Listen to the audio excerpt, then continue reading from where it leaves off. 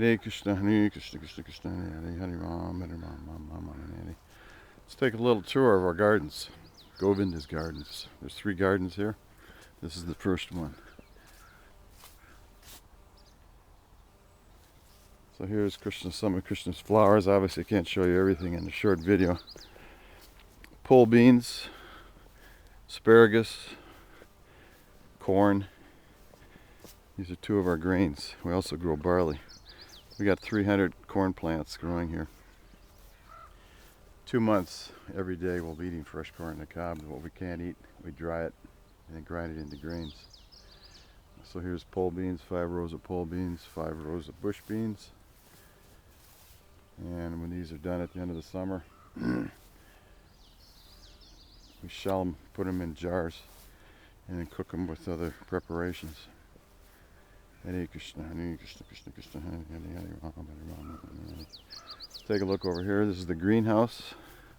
These beautiful flowers on top. These are called Queen of the Prairie. Make nice cut flowers for Krishna's altar. Over here is grapes. There's reds and greens. And we eat fresh grapes, you know, when they're ripe, obviously. And then what we can't eat, we dry them and make them into raisins. Inside the greenhouse, there's 85 tomato plants. There's a dozen peppers sitting here in pots. This is one of the workhorses of the property. Obviously, lots of tomatoes. We can it, make it into sauce, can it into tomato juice. Also dry them. Over here we got apple and pear trees. Inside here is the hoop house. Peppers, eggplant, some basil, watermelon, and Chardonnay cantaloupe. This will be packed full. You'll be able to walk through here at the end of the summer. Over here is garden number 2. This little netted structure here is blueberries. There's 18 blueberries. We just picked about 4 pounds of organic blueberries. Antioxidants high in blueberries. Really good for your body. Here is brassicas.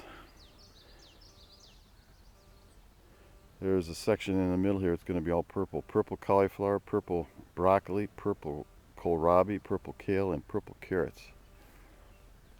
So this next is the potato stand. There's a dozen rows of potatoes, Yukon Golds, yellow fins, purple majesty, and a couple of reds.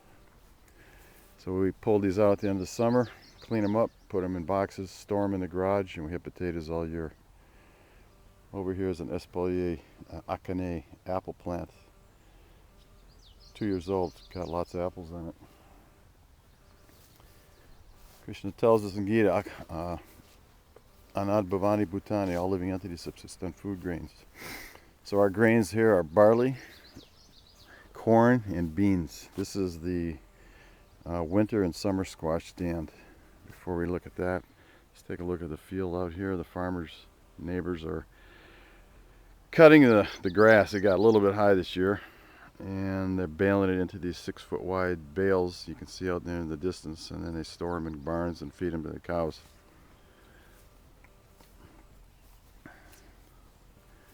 This is garden number 3. Half of it's winter and summer squash.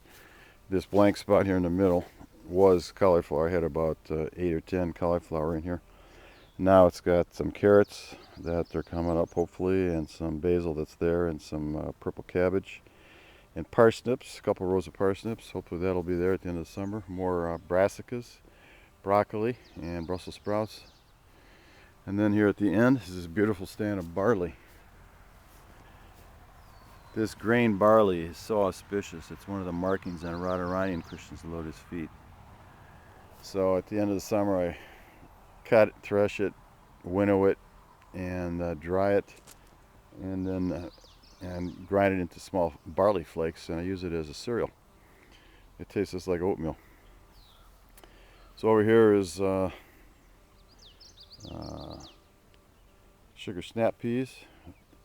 We've already had a bunch of these in the greenhouse. Took those out. Now we got this, and I'm going to probably plant some more, so we'll have them at the end of the summer. So this is garden number 2, and you can see the blueberries over there. So we have 2 acres here of highly fertile soil. Skagit Valley is one of the most fertile areas in the United States to grow things. So the mountains, you can kind of see here, we're at the mouth of the valley. Going to the right, it gets into much, much higher mountains. And going to my left, we go back into the towns and where people live. So by Krishna's grace, we've been allowed to live here for 15 years. When we came here, there was basically nothing but a house here. And now, trying to follow Krishna's and Prabhupada's instructions, we're living very nicely. I would not trade this lifestyle for anything in the city, no matter how much money you could give me. This is how human beings, normal human beings, should live. Not packed up in cities, not taking your life in your hands, driving on freeways. This is how we should live. It's very simple. That's our philosophy: simple living, high thinking. Probably, I estimate 80% of what we eat, we grow right here, and we store it. So self-sufficiency, this is the way you insulate yourself from changing times in the economy. You save a ton of money and you become healthy. So my hope and prayer is that most devotees, if not all of us, can live like this and set the example for the world how we should live. As you can see, it's beautiful here, very peaceful. Lots of birds, lots of beneficial insects, bees. They pollinate everything, and it's just a beautiful way to live.